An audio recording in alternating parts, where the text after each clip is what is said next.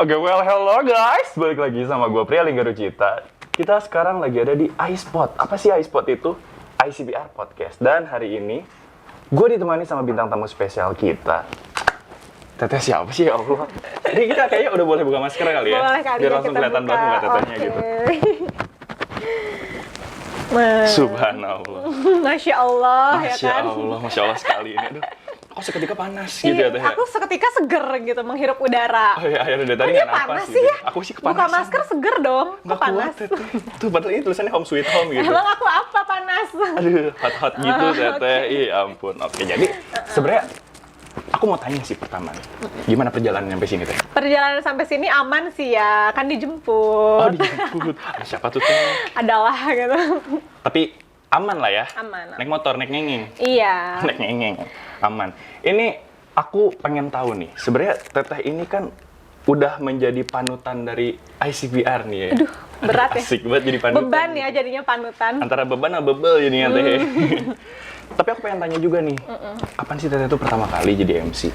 Pertama kali jadi MC ya, sebenarnya baru semenjak kuliah sih. Sejak kuliah? Semenjak kuliah itu baru banget jadi MC, karena emang dari dulu nggak tertarik untuk ngomong di depan banyak orang gitu. Bukan nggak tertarik sih, mungkin belum punya rasa percaya diri kali ya. Jadi kayak baru banget nyoba-nyoba public speaking, MC itu pas kuliah sih. Berarti terjun dulu baru nyaman gitu ya? Iya, Nggak yang terpaksa mempelajari. dulu. Oh, terpaksa dulu. Bukan atas gitu. keinginan sendiri yang kayak, aduh ambis pengen jadi MC, enggak. Tapi memang ada dorongan dulu ya, mungkin dari lingkungan, sampai akhirnya suka, terus terbiasa, dan jadi ya udah sekarang jalanin gitu. Berarti pertama kali jadi MC itu pas kuliah? Pas kuliah, Itu- dan di sini, Di sini? di ICPR. Oh, di ICPR ini? Iya. Oh, emang bagus banget ya ICPR ya? Ih, keren banget, jangan lupa masuk ICPR. Iya, langsung kan namanya aja udah Intellectual Club of Public Relation. Orang-orang berintelektual pasti masuknya ke ICPR, betul tidak, Teteh? Betul. Aduh, asik. Promosi. Betul aja dulu. Nih yang lain ngedenger, wah apaan nih? Ya apaan gitu, jadi udah perang gitu. Iya. Berarti gimana nih? Pertama kali Teh Erisa jadi MC tuh gimana tuh? Keluh kesahnya gimana tuh? Keluh kesah ya. Nggak, sebenarnya gini sih, waktu itu kan ada penawaran gitu ya dari klub ini gitu kan. Terus kayak siapa nih yang mau? Gitu kan kita selalu open kan. Siapa nih teman-teman yang memang pengen untuk jadi MC atau pengen nyoba gitu. Nah, saat itu memang nggak ada gitu. Kasarnya teman-teman yang lain mungkin sama, belum punya rasa percaya diri, sampai akhirnya aku dihubungin langsung, minta tolong lah untuk kayak backup gitu, sampai akhirnya ya udahlah aku coba. Itu pertama kayak aduh nggak bisa nih, sebenarnya bukan merasa nggak bisa, tapi tuh lebih ke takut nggak maksimal gitu loh, takut mengecewakan acara itu gitu, karena kan kalau MC kan kita yang jadi center utama ya, mandu acara itu. Jadi sampai akhirnya ya udah nggak apa-apa, tolong deh cobain dulu gitu. Akhirnya ya udah aku ambil itu di acara kampus. Acara kampus. Acara ya, kampus, pertama kali. pelantikan waktu itu, pelantikan presiden mahasiswa Pas tahun 2000 berapa ya? 17 kayak apa 18 awal gitu. Terus selama awal-awal Teh Erisa jadi MC ini, kesulitan apa sih Teteh selama Teteh jadi MC ini? Kesulitannya tuh apa aja sih? Kesulitan ya, sebenarnya sih nggak ada yang sulit-sulit banget ya, karena memang segala hal yang susah itu bisa kita antisipasi gitu. Apa sih gitu kesulitan? Susah nih, nggak paham materinya, ya kita bisa cari, pelajarin. Apa sih nih, nggak punya referensi, kita bisa search. Sekarang kan udah serba bisa lah. Jadi segala kesulitan bisa diantisipasi. Mungkin kalau bagi aku hambatannya itu dari mulainya nih, gimana caranya kita ngebangun rasa percaya diri gitu. Gimana kita mengikis rasa takut di dalam diri kita gitu kan. Kayak misalnya, aduh takut yang tadi aku bilang, takut mengecewakan gitu. Jadi itu ngebangun PD-nya dulu sih yang susah. Karena kalau udah nemu PD-nya, pasti jalan kesananya kayaknya nggak ada yang susah sih gitu. Yang penting udah punya confidence tower gitu ya. Iya, bener banget. Karena itu kan penting ya, dasarnya kita untuk mau mencoba sesuatu, rasa pede di diri kita gitu. Kalau udah pede, semuanya bisa. Bener banget. Terus kegiatan komunikasi apa sih nih yang relate buat para mahasiswa dari sudut pandang seorang Erisa Fadila? Berat banget sudut pandang. Iya ya. Kegiatan komunikasi mungkin lebih ke skill komunikasi kali ya, yang boleh. relate buat mahasiswa. Sebenarnya semua relate ya nggak sih? Kayak apapun yang dipelajarin di kita nih di komunikasi itu pasti kepake untuk dunia kita selanjutnya, dunia kerja dan lain-lain. Mungkin kalau aku bisa highlight beberapa poin, pertama itu ya kita ketemu sama orang baru. Itu kan mungkin dulu kita berpikir kayak ketemu sama orang baru tuh ya udah asal ketemu aja, tapi setelah masuk nih di komunikasi ternyata ada tekniknya loh. Ketemu orang baru tuh nggak sembarang ya udah lo ketemu sama gue, tapi kita perlu kasih first impression yang bagus, kita perlu kenalin personal branding kita yang bagus saat pertama kali ketemu sama orang, karena itu berpengaruh. Ketika kita kasih first impression yang negatif misalnya, itu bakal mempengaruhi tindakan dia, sikap dia ke kita ke depannya. Iya nggak sih? Jadi kalau misalnya pertama ketemu jelek nih, nanti ke depannya misalnya gue ketemu sama lo, terus kayak lo kayak ngegampangin misalnya lihatnya atau gimana, kayak oh kayaknya ya Risa kayak gini deh. Nah nanti ke depannya ketika kita ketemu lagi, sikap lo sama gue tuh bakal ya udah gitu, lo bakal menganggap biasa aja gitu. Beda halnya ketika pertama kita ketemu orang, terus kita ngebangun branding kita yang bagus, pasti ke depannya dia bakal memperlakukan kita spesial gitu. Ya nggak sih? Jadi kayak teknik ketemu orangnya harus diperhatiin, nggak sembarangan ketemu, ya udahlah ketemu aja gitu. Tapi ada hal-hal yang harus gimana ya, harus kita perhatiin. Terus juga di komunikasi, problem solving ya, pemecahan masalah itu kan bareng-bareng nih kita sebagai mahasiswa pastinya, apalagi kan juga ini kerja sama tim. Itu pasti sih dimanapun ya, kayak kita nggak bisa kerja sendirian ya kan. Kita sehebat-hebatnya kita pasti lo butuh orang, lo butuh temen, lo butuh tim untuk mencapai goals lo kayak gitu kan, butuh dorongan. Jadi itu sih penting banget skill-skill kayak gitu yang di komunikasi, yang mungkin awalnya kita nganggap ya udahlah komunikasi mah dari kecil juga kita komunikasi kita kan, aja, iya. gitu. Tapi kan ternyata setelah kita masuk di sini banyak loh hal-hal yang orang tuh nggak bisa kuasain gitu. Orang tuh bisa jadi miskomunikasi, bisa jadi dia komunikasinya kurang dan lain-lain, pokoknya banyak deh kayak hal-hal seperti itu. Dari Teh Erisa sendiri nih, contoh deh aku. Okay. Aku aja kan malas banget nih kalau misalnya kayak disuruh kumpul, ayo dong kumpul, ayo kita rapat, ayo kita apa, ayo nih kita mau bikin acara ini gitu kan. Aku pribadi aja malas gitu kan. Tapi dari Teh Erisa sendiri nih, gimana sih caranya ngajak orang-orang yang malas kumpul ini biar bisa produktif gitu? Ini kumpul apa nih? Kumpul rapat lah. Oh, misalnya dalam satu organisasi. Satu organisasi. Sebenarnya gini, kita nggak pernah bisa memaksakan kehendak orang lain ya. Masih kita mungkin setiap orang di satu tempat tuh punya caranya sendiri-sendiri untuk mengajak orang, ayo gabung kayak gitu. Cuman kan kita nggak bisa memaksa kemauan orang gitu. Jadi sebenarnya untuk mau atau nggak mau itu balik ke orangnya sendiri. Ini orang niat nggak gitu, ini orang punya nggak kemauan untuk gabung gitu. Nah ketika udah ada, sebenarnya yang perlu diciptakan itu kesadaran sih. Kayak kalau gue sih gini mikirnya, lo kuliah cuma 4 tahun, ibaratnya ya 4 tahun lah. Itu jangan sampai lo menyia-nyiakan waktu kuliah lo yang cuma sebentar. Jadi tuh banyak nih cerita ya, misalnya dari temen-temenku yang kayak udah semester akhir nih, terus kayak, duh Risa gue nyesel deh nggak ikutan kayak lo gitu misalnya, atau kayak, ih gue kuliah ngapain aja ya. Itu tuh di semester akhir kita tuh punya pola pikir kayak gitu. Jadi kayak, sumpah gue 4 tahun ngapain aja, gue nggak punya apa-apa nih gitu, kayaknya gue di kelas aja udah gitu kan.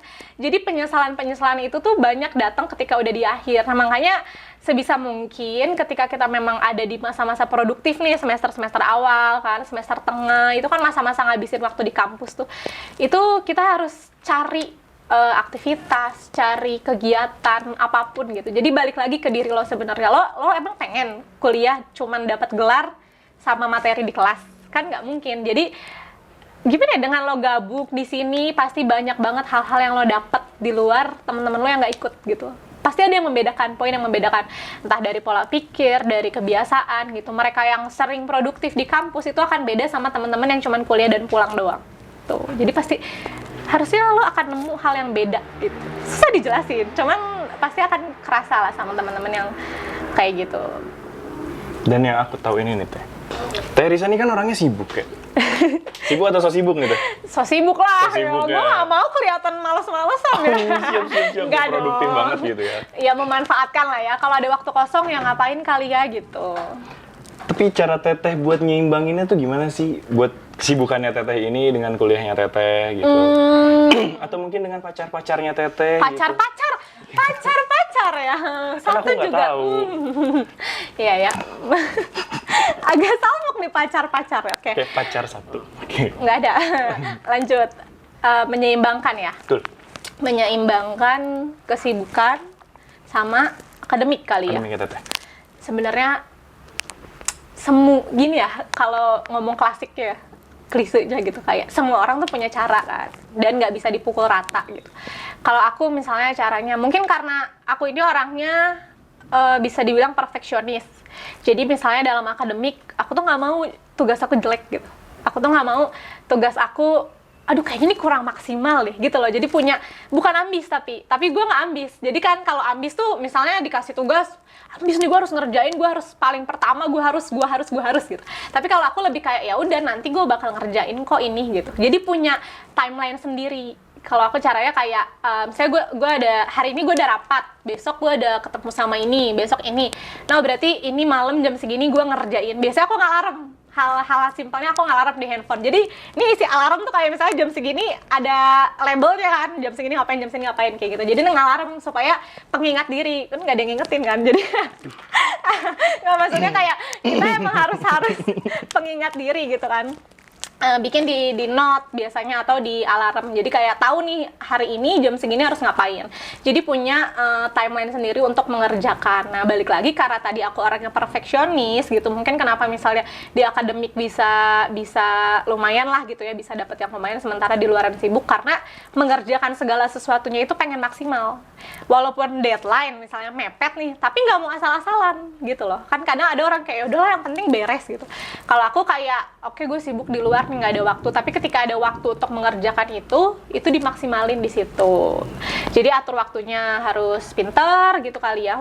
Meskipun sebenarnya masih berantakan sih atur waktunya, cuman itu mungkin buat teman-teman yang pengen menyeimbangkan itu dari waktu, harus atur waktu yang pintar, terus juga maksimalin pekerjaan itu. Jadi kayak lo anggap jangan deh sekali-kali punya pikiran kayak ya udahlah yang penting beres. Meskipun kadang itu sering terlintas ya, cuman coba gimana beresnya supaya ini maksimal gitu. Setidaknya lo udah ngerjain telat, deadline harus bagus gitu. Jangan sampai udah deadline seada aja gitu. Jadi manajemennya Teteh sama niatnya Teteh sih yang paling penting ya. Kayak balik ke diri juga itu, kayak punya pikiran seperti itu. Tapi pas awal nih, kayak Teteh sering banget nge-MC di mana-mana nih. Udah di mana-mana, acara nikahan atau apa gitu pernah?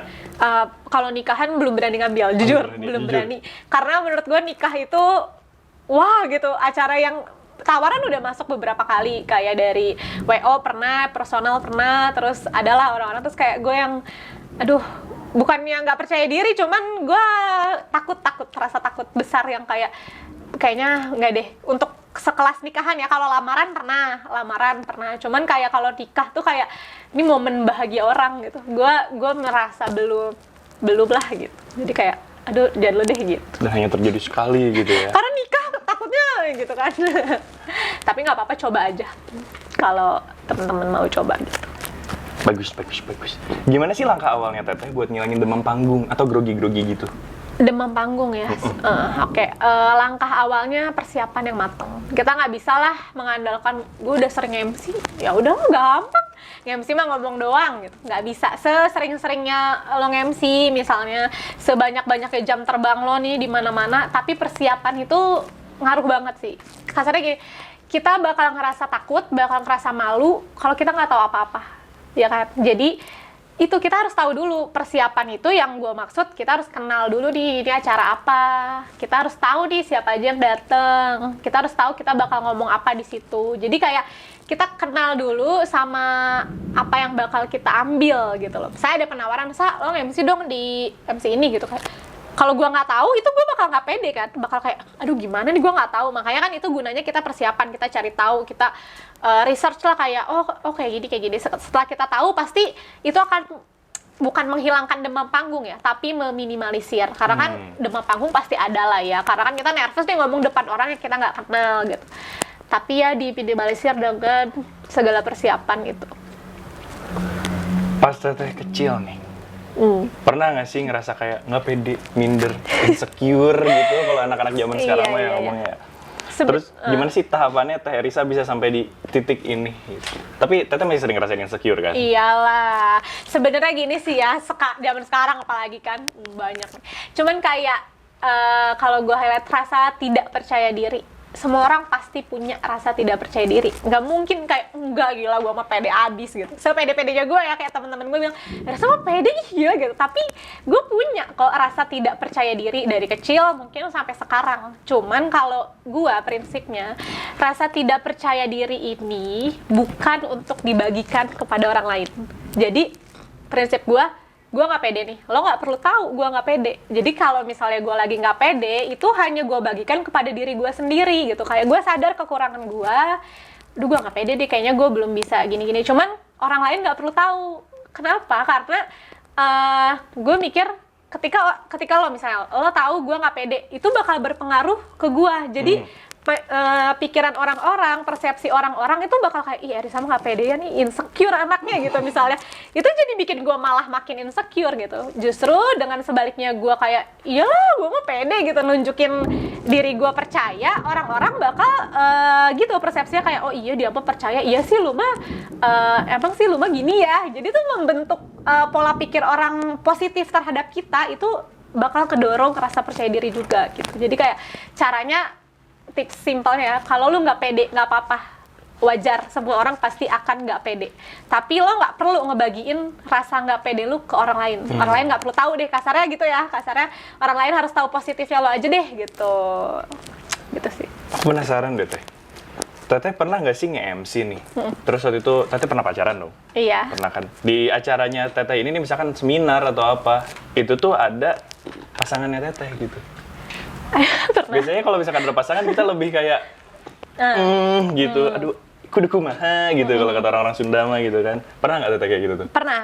Kayak aku nge-MC terus dia dateng, atau kayak iya beberapa kali ya, kayak di acara apa terus ada ya PDKT lah atau pacar juga pernah. Jadi kayak ya udah sih, itu nggak tahu ya, mungkin untuk sebagian orang itu berpengaruh, tapi buat aku nggak.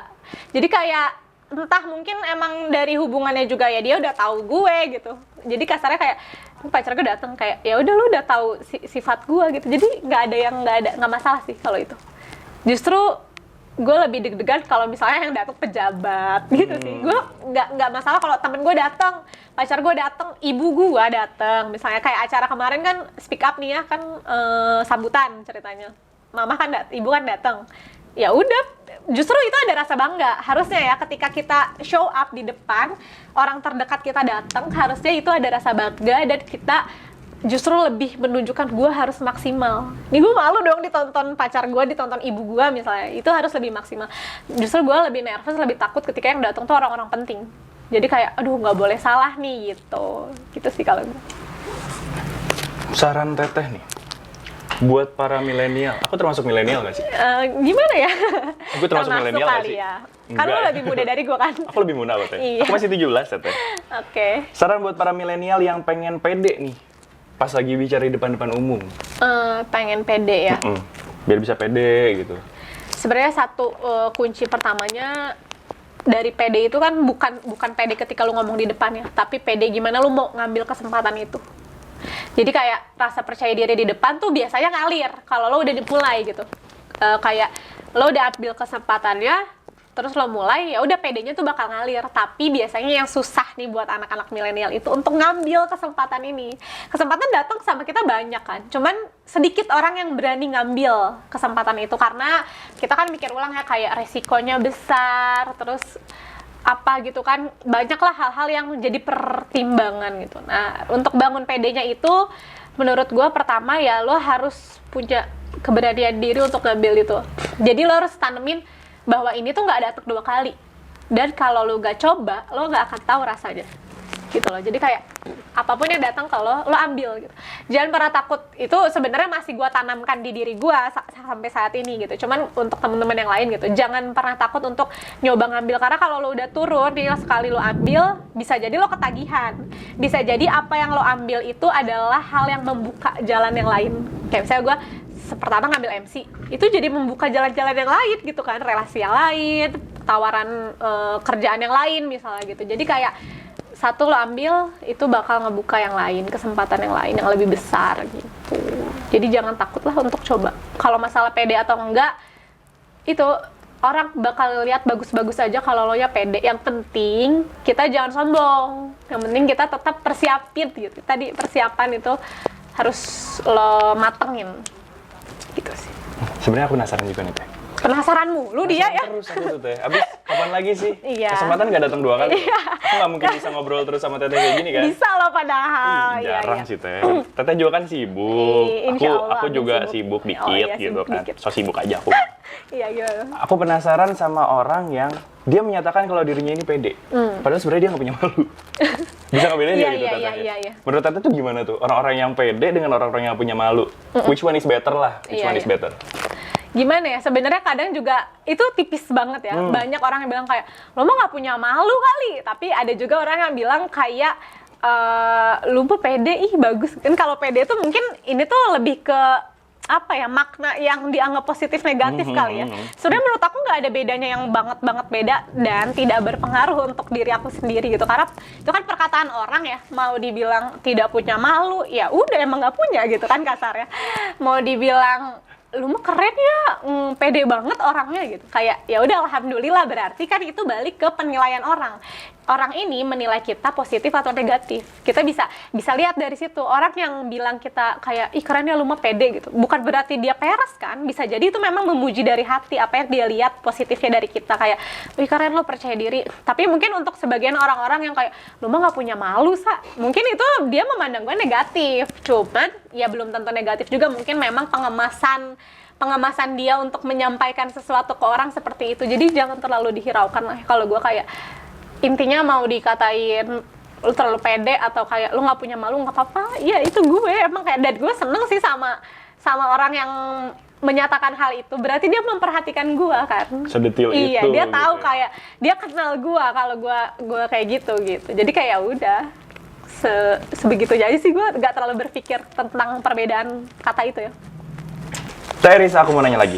Ya. Gak apa-apa kan aku banyak tanya? Iya, emang harus kan? Emang harus ya? Kerjaan lo kan sekarang. Iya, aku hobinya banyak nanya. Kalau lo banyak diem ngomong. aja nggak dibayar nanti. Iya. Ketahuan. Ngomong-ngomong tentang bayaran. Oh iya. Menjadi Master of Ceremony. Iya. Dapat fee nggak? Aduh gimana nih ya ngomongnya?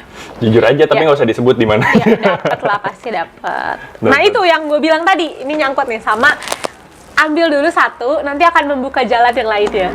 Jalan yang lainnya bisa rezeki kan, bisa jodoh ya kan. Aduh. Nge-MC dapat jodoh bisa kan? Bisa.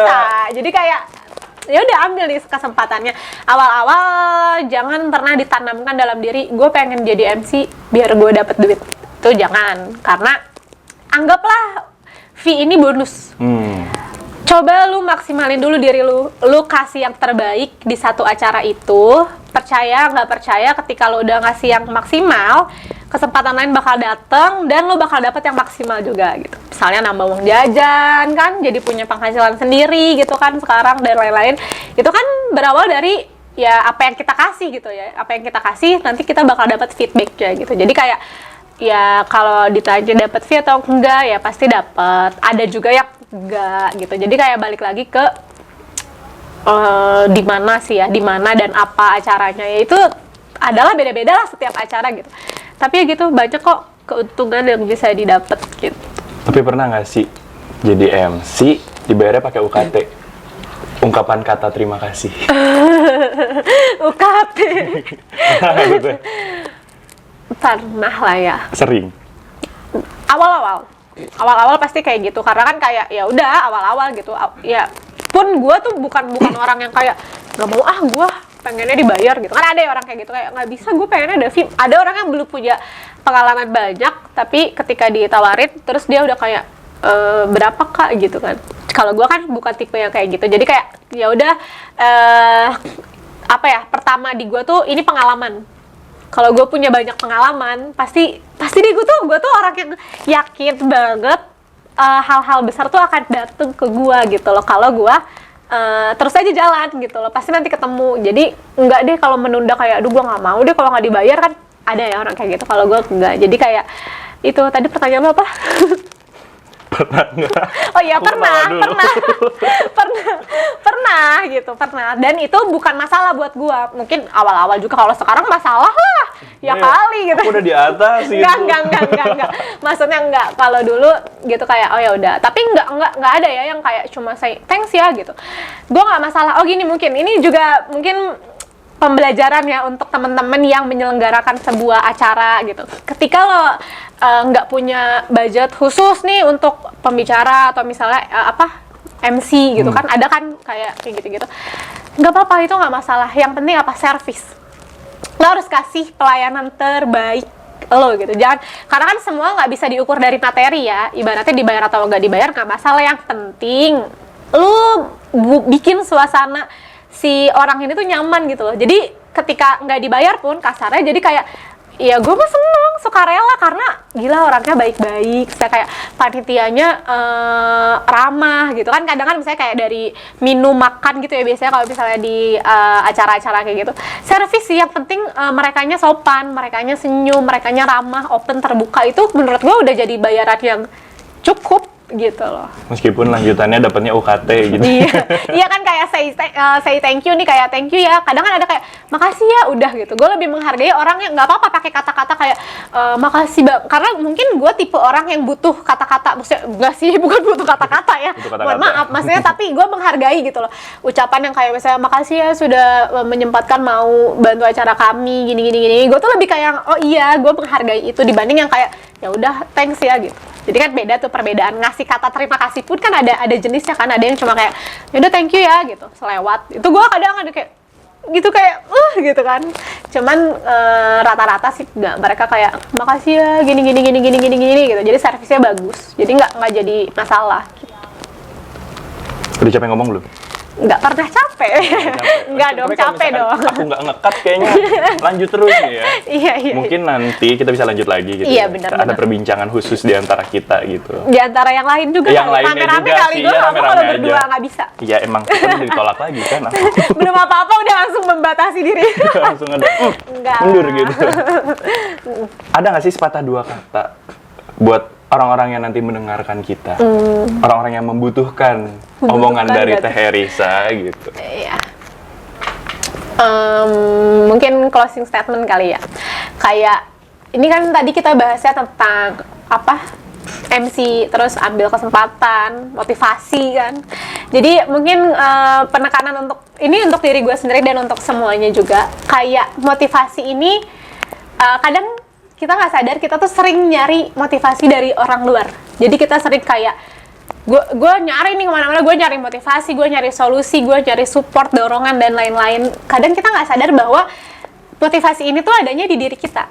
Jadi cuma diri kita yang punya alih gitu, yang punya hak untuk mengontrol itu. Jadi pesannya nggak perulah cari kemana-mana pusing kayak aduh gue butuh dorongan nih, gue butuh dipaksa, gue butuh motivasi. Tapi cari motivasi itu di diri lo sendiri gitu. Lo kenalin diri lo sendiri, kenalin passion lo apa, kenalin lo maunya kemana. Karena kita udah di usia sekarang, kita harus tahu nih arah hidup kita mau kemana. Nggak mungkin kan kita ngalir terus gitu. Jadi kenalin diri, mulai dari diri sendiri, cari motivasi di diri sendiri gitu.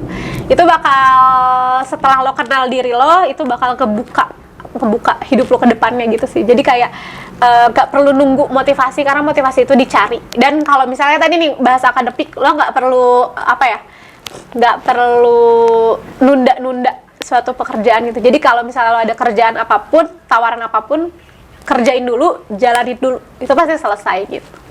Gitu sih kalau gue sekarang lagi nanemin kenalin diri kita gitu. Oke, terima kasih banyak untuk Teh Herisa Fadila dan jangan lupa menyaksikan ICBR Podcast kita selanjutnya. See you, God bless you all.